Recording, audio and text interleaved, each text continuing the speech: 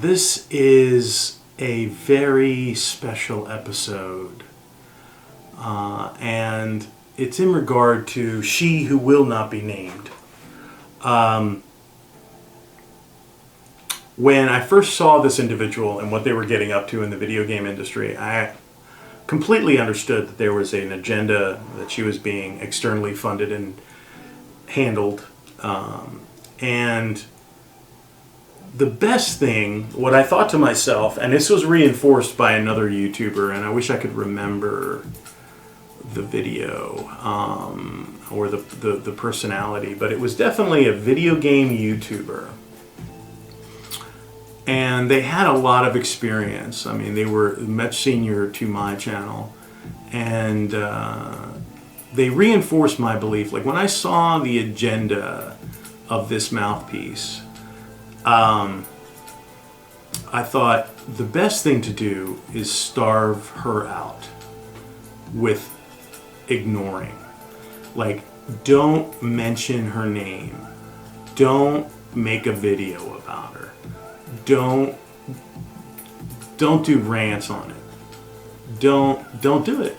I was very tempted to many times, and I'm like, they count on that. That's part of the strategy, is when you send an agent provocateur.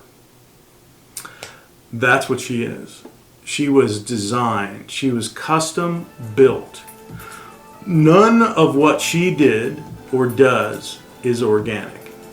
It is a political motivation by outside forces that are insinuating a certain lever into an industry to do social engineering, and not for a positive outcome.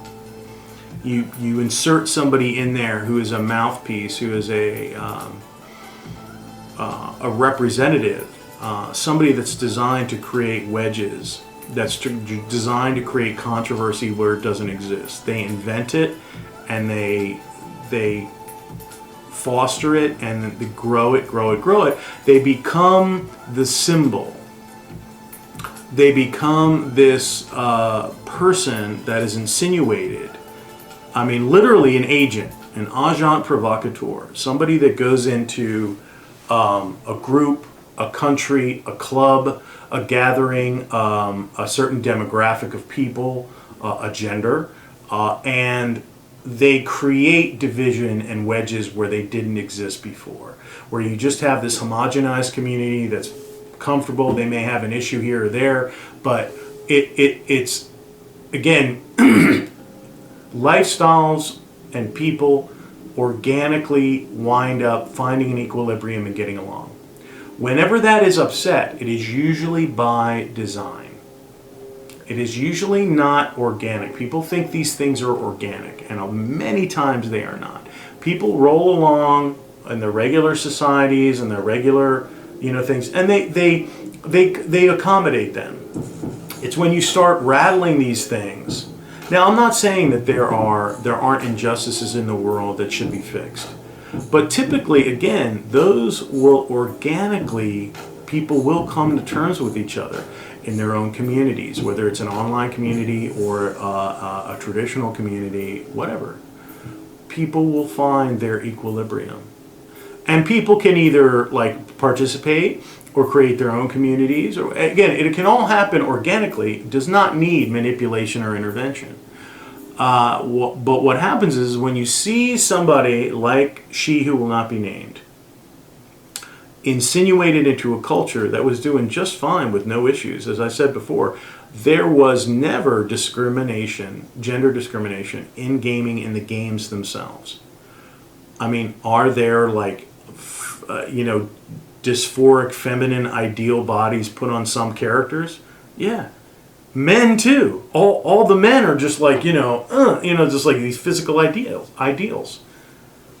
Again, they're archetypes. They're archetypes. And there's nothing, it's not unhealthy to have archetypes, which a lot of times get relabeled as stereotypes. But typically a stereotype is also an archetype. It's a cultural archetype.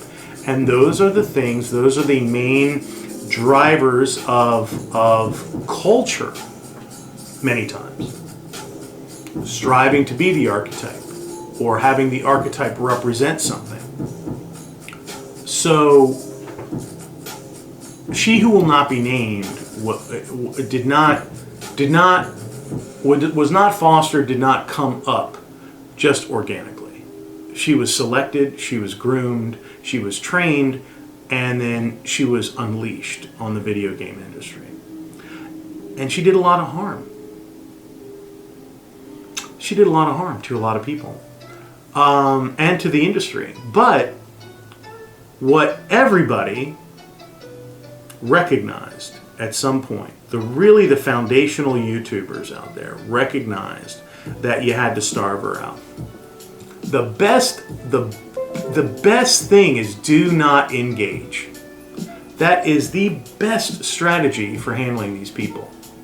Starve them. Let them rant, let them run their mouth, and when their message gets tired, which it always does, they die. They wither and they die. And her whole thing is dying on the vine. And she was never able to generate organic funding. She generated some organic funding, but there were probably PACs and other entities that were funneling money through people to prop her up. She was never able to sustain her business model because her business model is simply being a gadfly. Her business model is simply being an agent provocateur. She's a political agent. And in video games, all of us, of all genders, races, creeds, colors, whatever, don't care about that. Don't care about that. She was designed to insinuate politics, and a particular politics, into gaming. And everywhere her influence is felt has been failure. Financial, cultural, ethical failure. Because there's no real problem there. The only way she can sustain herself is if you give her the energy, the provocation. She's there, agent provocateur, an agent of provocation. She is there to provoke.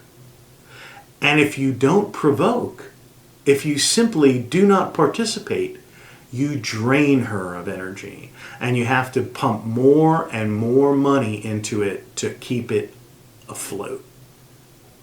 And she has reached the end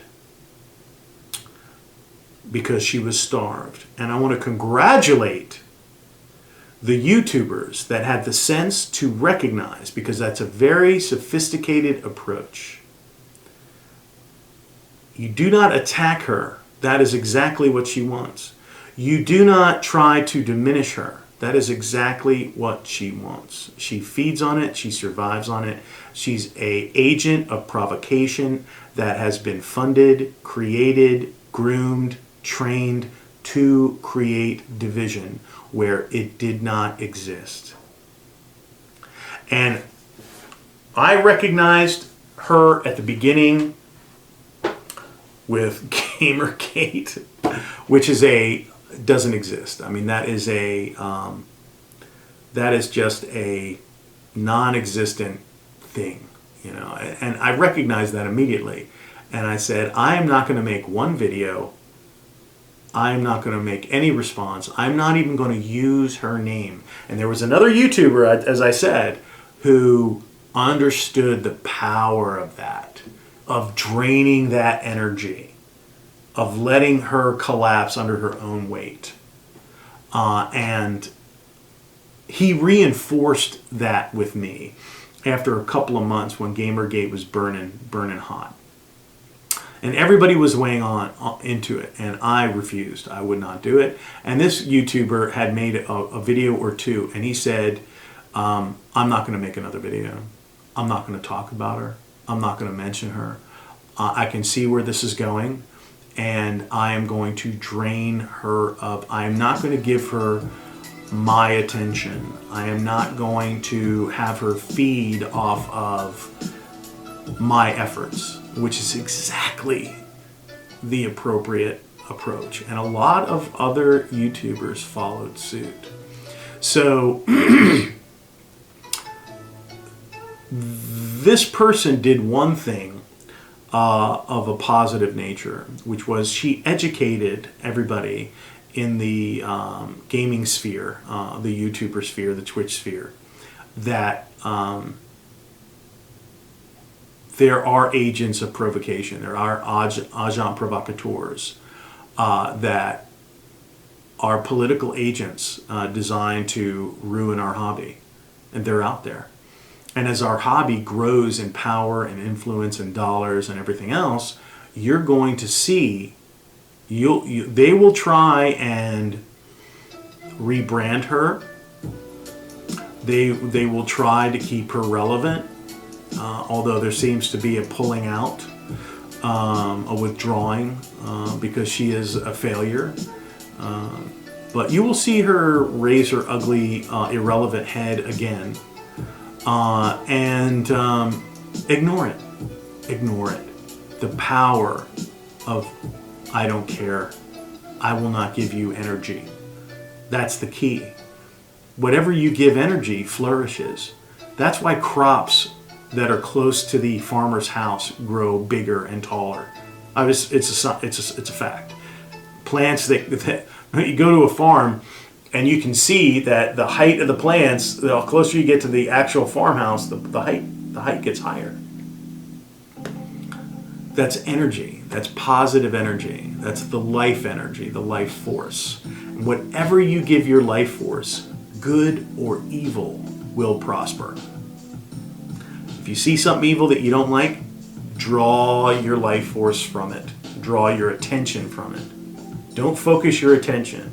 You're giving something energy at that point. That's why my subs are so thugrific. You give me that energy, boom, I make a video. So she who will not be named needs to go. The only place her name will appear, her image will appear on the thumbnail, her name will appear on a tag, but nowhere else. Deny her the energy that she needs, and they will raise up someone else. There will be an inheritor of her position. They drove a wedge into people. They divided people for a brief time until it just became irrelevant. Because the thing about gamers is we care about games. That's why she tried to insinuate herself and her influence into games, because we don't care about her. We care about the games. And when you're effectively influencing our games, that was her true downfall. We don't want you in our games. We don't want you changing our games.